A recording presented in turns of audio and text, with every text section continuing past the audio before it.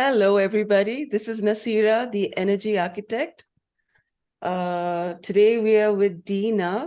Dina is one of the authors in the book Women with Healing Gifts, and she's joining us from Texas. Dina, welcome.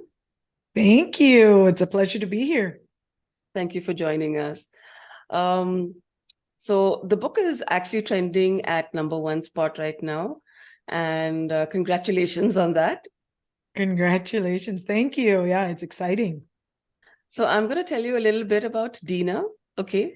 Dina is the joy activator, is a soul coach, writer, and a transformational speaker and a human connector. A citizen of the world, Dina's primary purpose in life is to make the world a better place by allowing people to be authentic and providing them with the skills to live a joyful life. She is a living example of that.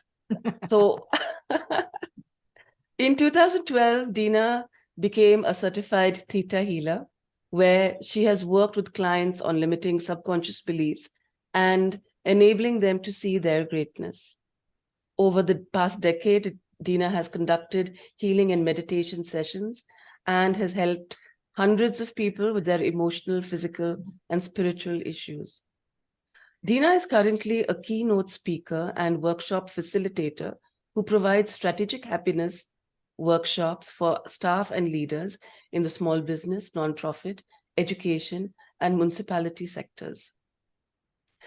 She has been a UAE ambassador for International Happiness Day and has founded Dubai's first happiness club, which garnered her media and publicity. Dina's commitment to her community has catapulted her to many leadership roles with local organizations. She currently serves as vice chair for membership with the RGV Hispanic Chamber of Commerce, vice chair of community development for the Organization of Women Executives, RGV, and former assistant vice chair of marketing for HWNT RGV. She also serves as a teacher for America and Juneteenth Gala Committee member. Dina, this is quite an introduction. This is a lot. It's so funny when people read that. I'm just like, do, do, do, do, do. It's really weird hearing, things being read about you. But granted, I've had a really diverse path in life. And so I've been in corporate, I've done network marketing, healing, speaking. And so, yeah, it's a little bit all over the place. But the common thread is literally just sharing happiness and mindfulness with people. And that's what everything's led me to what really I'm supposed to be doing, at least for this chapter in my life. Let's see what happens next. I'm not saying anything, as you can tell from the bio. It's like, wait, what? No, but that's like that's a lot of work that you've done, and that's those are a lot of credentials, and I'm Well, I'm thank sure you. that you have a credibility to match that as well. Oh, thank you. Well, you know what? Um, I've worked hard. I've uh realized that I really enjoy being in service. So the RGV is the Rio Grande Valley where I currently live in Texas. So if you look at the map, and Texas goes down to the tip, I live at the tip of Texas by the border of Mexico. And I came here 7 years ago, and I've been here ever since, and really got involved with my community, started serving on boards, starting doing these workshops, and it's just gone from there. But it definitely has come from past experience. Like you, I did like advertising, sales, marketing. I worked for a leading international fashion retailer. Actually, you're in India, in Bangalore, right? I think That's the right. company Splash, have you heard of Splash, Yeah, yeah, Landmark Group? So I yeah. was the marketing manager for UAE, Oh, which I didn't even tell you, back in the day when I lived in Dubai. And so I've done a host of things. I'm a multifaceted Yes, you are. individual. Dina, you are the joy activator and the coach for souls. Wow. I mean, that's what is the joy activator? We're curious to know.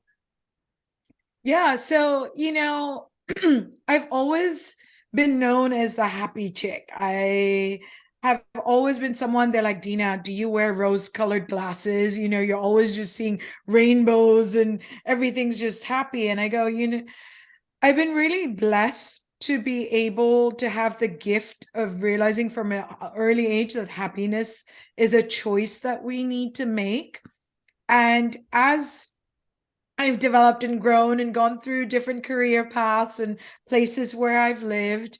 The term joy activator was like a download I got sometime last year. It's only been a year. And you're doing marketing as you do, and you're like, what's catchy? What's catchy? So when I was Instagram before, I was body, mind, spirit healer. And that's what I did because I soul coach, certified theta healer. And I was like, that doesn't quite fit.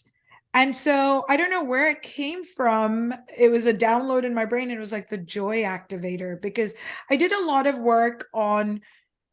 So healers need healers, right? If you really want to be on the top level of your game, having a coach or mentor is essential. Essential. I Yeah. mean, Yeah. top athletes have their coaches and mentors. You see people in the corporate world who are really excelling in their level. They all have coaches, mentors. They're in masterminds and circles and groups. And so when I went through a little bit of a funk, I reached out and I was getting some coaching with a kick, and I had to do some deep soul searching. And I was at a place where I could finally claim my purpose. And I knew it growing up, but it seemed very like frivolous, or it felt like people will think, oh, Dina, she's not humble, blah, blah, blah. But after doing the work and understanding the truth of who I am and realizing the big one is that there is no purpose that was uh, described to you or destined to you per se, that you get to choose. And so when I realized I got to choose my purpose and that I can change it, like I can change it, and we're not stuck, because so many people feel like their whole life, and I'm sure as a coach you get that, like, I don't know what my purpose is, I'm so lost in my life, I don't know what my purpose is. And I loved what Neil Donald Walsh said, that it was in The Secret, if I'm not mistaken, that there's no blackboard in the sky saying, Dina Sabnani, born this date, and purpose is, and, there was this purpose given to us. No, it's what we get to decide on, what makes us passionate, what makes us feel alive. And I've always known that my DNA, my signature was joy. And so the joy activator came up because I claimed my purpose. And I'm very comfortable sharing it with people that my purpose on this planet is simply to be a lighthouse of joy. That me being me, radiating on an energetic level of happiness, joy, compassion, and just living as authentically as I can. And that's in all aspects, is being this funny, goofy, spiritual, sexy, sassy, whole person.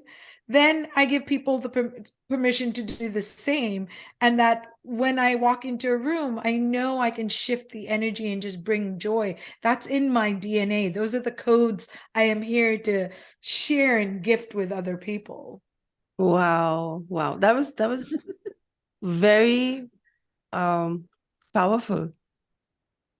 Yeah. Once we learn to really claim our power, our lives change. So much of our lives been told, be humble, don't talk too much about yourself, don't be proud. And all these things make us then shrink, make us want to fit in, make us want to not share our gifts and not.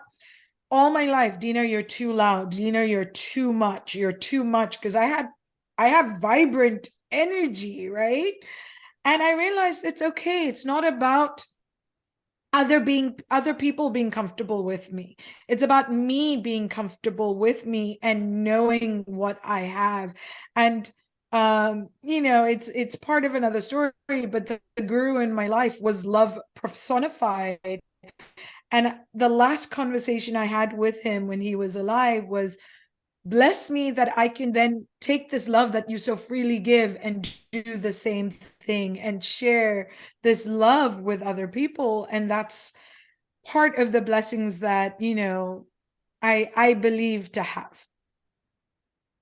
You definitely have that, because just speaking to We you all do. alone, yeah, I don't know how it's going to be like if I meet you in person, but just talking to you right now, I can feel that. Oh, good. Very, very I'm so vibrant. glad. I'm so glad. How did you get onto this path of healing? Because you're also a theta healer, and I'm sure a lot of people would want to know as to what is theta healing. Could you um, share your story with us? Yeah, absolutely. So I grew up in a very spiritual household. It wasn't religious. I'm Indian by ethnicity. Both my parents were born and raised in India, but moved to Hong Kong when they got, well, my dad moved there and married my mom. And, I was raised in Hong Kong, and my dad had a guru, Nirankari Baba, that he followed. And it was not a religion, but a belief in a creator of all that is, formless God, and that we were all one, that to respect, it was a universal brotherhood, to respect one another, not to judge people based on the color, caste, creed, what they wear, what they eat, what they dress like. And it was, I like to tell people my religion was love. And that's what I grew up surrounded by. So again, grace. It's like only after being around so many people, I realized that people didn't have this exposure to what I had learned of at least my truth and this belief in a creator of all that is. And so growing up, healing wasn't a weird thing. People would come to my dad. He was a preacher of sorts. And if someone was sick, he would ask for a glass of water and pray into that water. And now,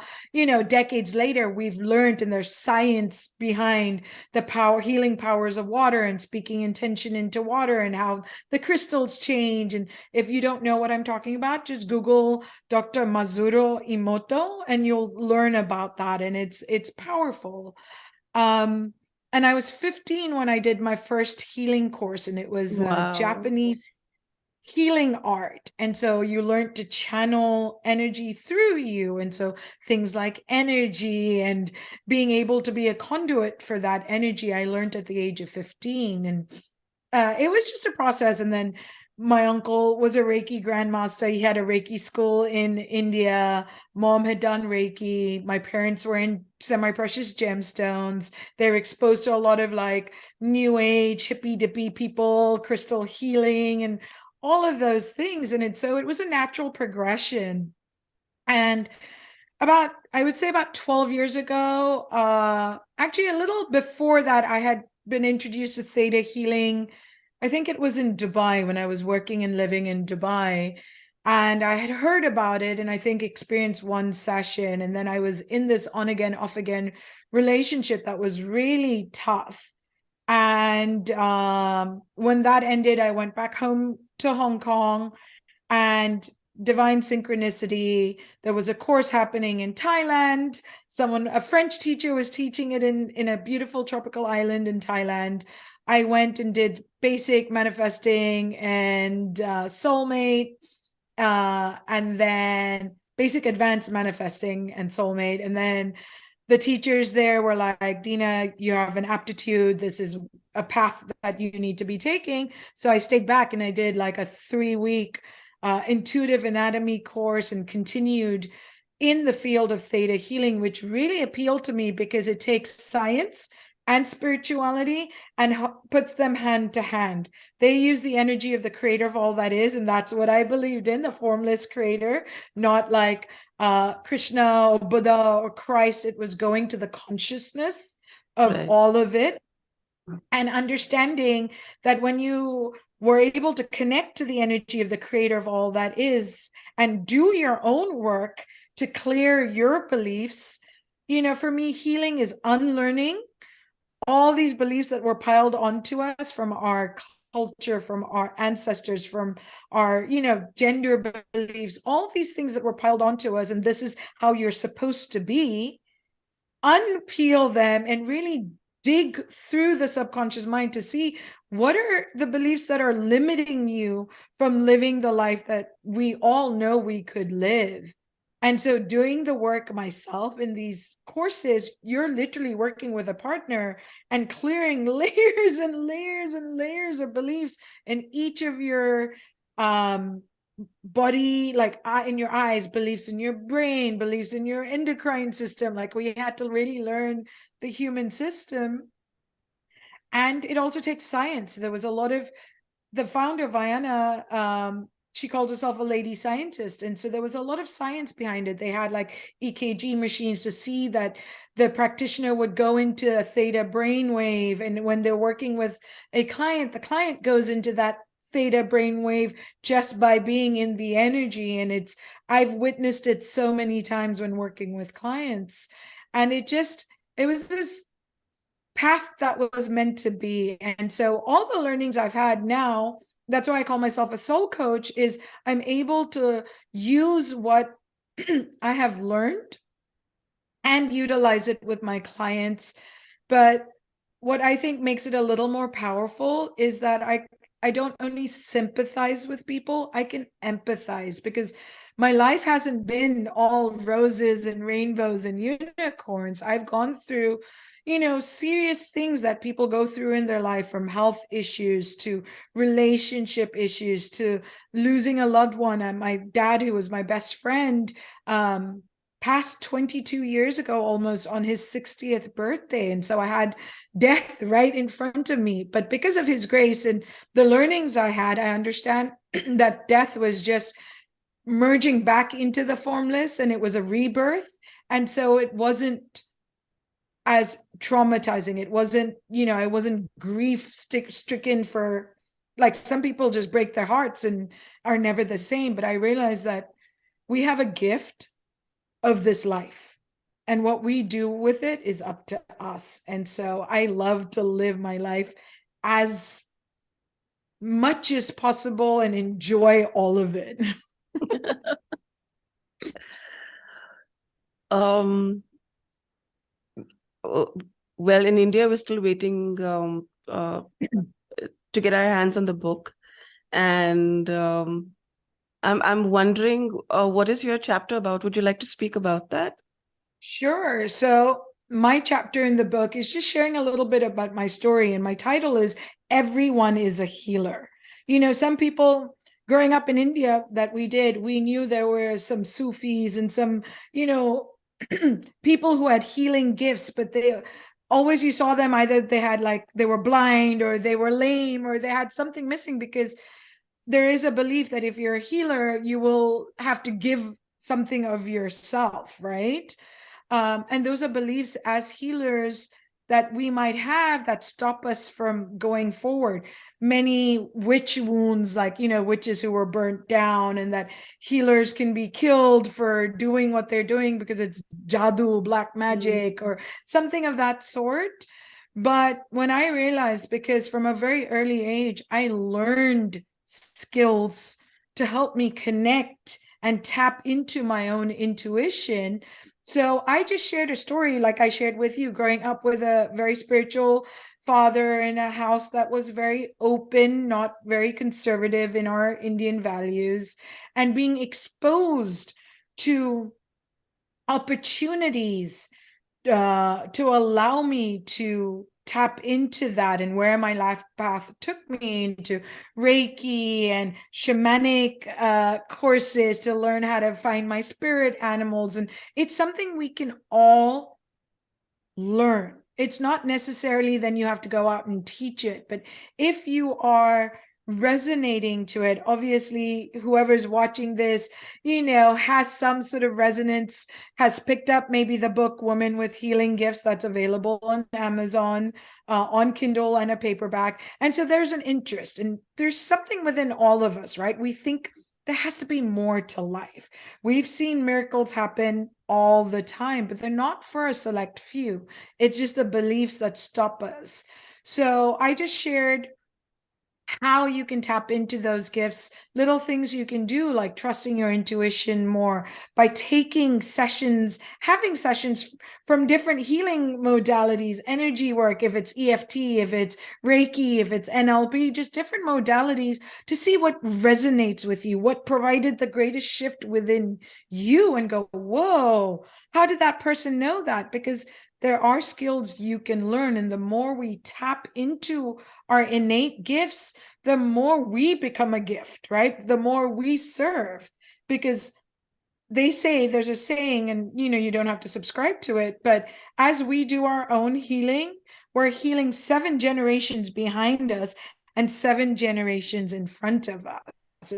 It's something that's out there in the ethers. And so that's powerful, right? That when we do the healing, our ancestors can go, yeah, I want that too. And so I loved that concept, and I wanted to demystify it.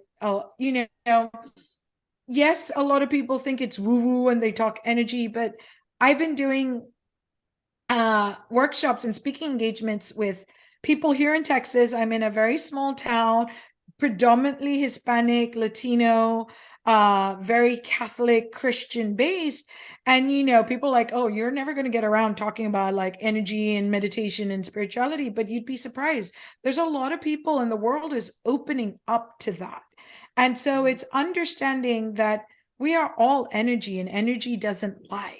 You feel someone's energy. Like you said, Dina, I can feel your energy, and we're sitting millions of miles away, right? You're in India, I'm sitting in Texas right now, and you can feel my energy. When we go into people's homes, we can feel the energy.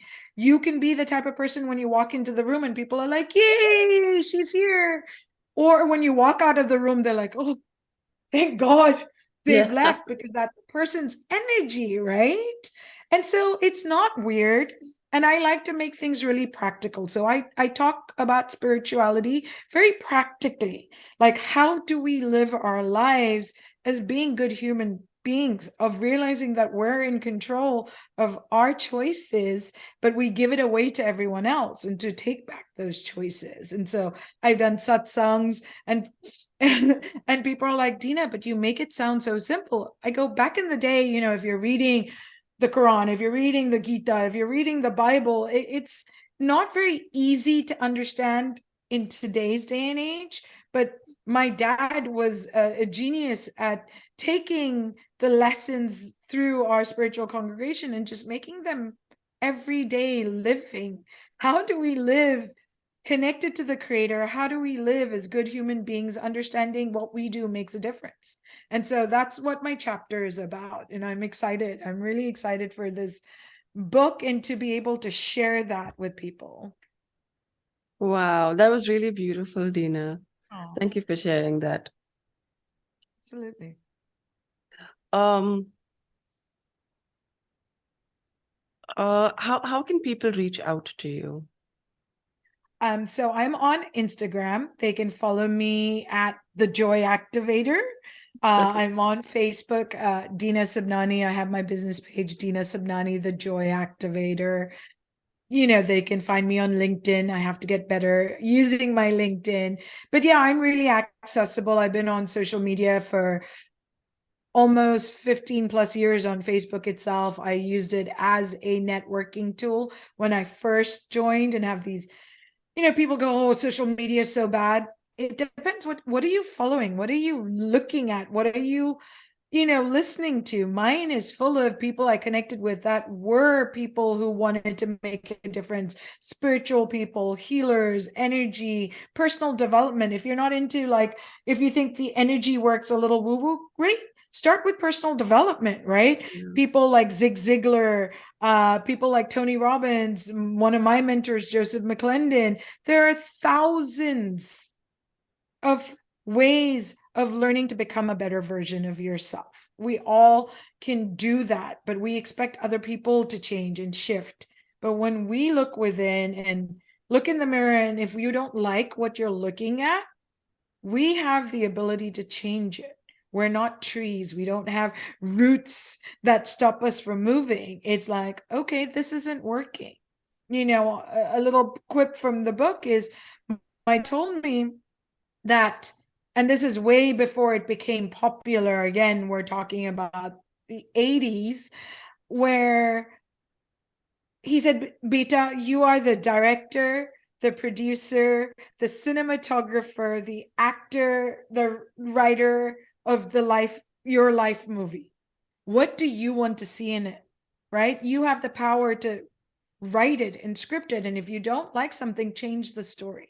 And Yeah. that to me was like, and I've lived a really varied life. I was born in the Philippines, raised in Hong Kong, lived in LA, New York, Santa Barbara, San Francisco, Dubai, and now been in Texas. So the movie of my life would be like a 3-part adventure, romantic, comedy, action packed, like, would keep you gripped in, because I've lived such to me, an incredible life, traveled to 28, 29 different countries now, and just really experienced life, because I didn't let judgments of other people hold me back. Though obviously I'm human, and people, you feel bad when people were judging you, but I just didn't know how to stop myself from being me. And Yeah. so yeah, it's beautiful. You asked me about how people can reach me, and I went into this whole other thing. But yeah, I'm super accessible on social media for sure. No, no, you Sorry. definitely. Like, it's like from here to here, I don't. No, no, because you are the joy activator. That's what you do. You are bubbling with joy. And that is what makes it so beautiful. So yeah, Yeah, people, I had a client who, well, she was someone who heard me speak, and then she messaged me after, and she said, hey, you said you were a coach, I wanted to find out more. So we got on a call, and she was asking me all these things, and I was answering her, and then she asked me, she goes, can I ask you one final question? I said, yeah, sure. She goes, are you always joyful? And I'm like, no. I go, I'm human. I have emotions. I get angry. I get sad. I go, but what's happened is I have learned to flip the switch and default it to joy. So when something traumatizing happens, when something bad happens, when something upsetting happens, I allow my emotions, I allow myself to feel them. Most of the time, people want to, put it away, just Yeah, pretend, put a smile on your face, pretend, right?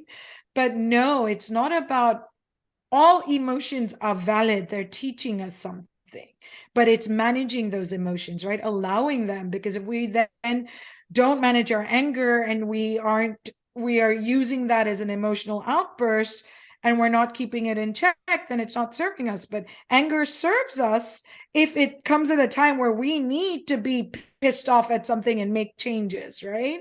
So yeah, I told her I've learned to manage my emotions, allow them to pass through me, cry if I need to cry, be sad if I need to be sad in maybe a day or two. And then automatically, the way I've been trained, I switch back to, okay, today's another day, and let me find what I can be grateful for. Let me find what I can be thankful for. And that is the secret, is what can you be grateful for? What can you be thankful for? What is going right in your world, right? And yeah. so I count my blessings, and I'm always grateful. And everyone is blessed. If you meet people who knew me from growing up and in my satsang and, my family, friends, they're like, oh, Dina, she's a blessed one. She's a blessed one. She always says she's a blessed child. And what I believe is that we are all truly blessed. The fact that we're human and living is a gift, but I acknowledge my blessings. And so the more you acknowledge your blessings and are grateful, the more the universe will give you things to be grateful for and more blessings. And that's what I believe. Dina, you know what you remind me of? What? Okay, you remind me of this really bright, beautiful sunflower, but with very, very deep roots. That's so beautiful. Because That's so beautiful. your roots are really, really deep. And even though, you come across as somebody who is so joyful and bubbly, there is something that holds you down. And, you're very, very grounded because your roots are so deep. So Thank you for witnessing that. you are very blessed. Thank you. And it's a joy being around you. Oh, thank you. That's really special because sunflowers mean a lot to me. I actually have a sunflower that I wear, but they were used with my guru, and my guru passed away. Nirankari Baba passed away about 6 years ago. And the symbol was a sunflower. And so sunflowers, like, that was one of the biggest, and sorry, that was just validation. Like,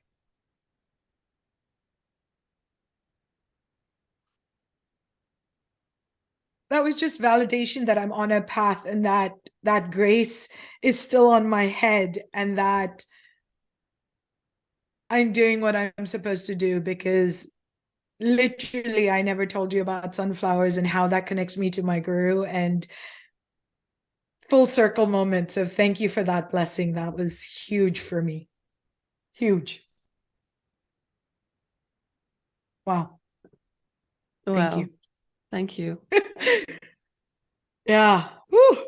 Okay, sorry, I didn't mean to cry on a podcast. That No, it's okay. okay. Just be comfortable. That's genuine, and yeah.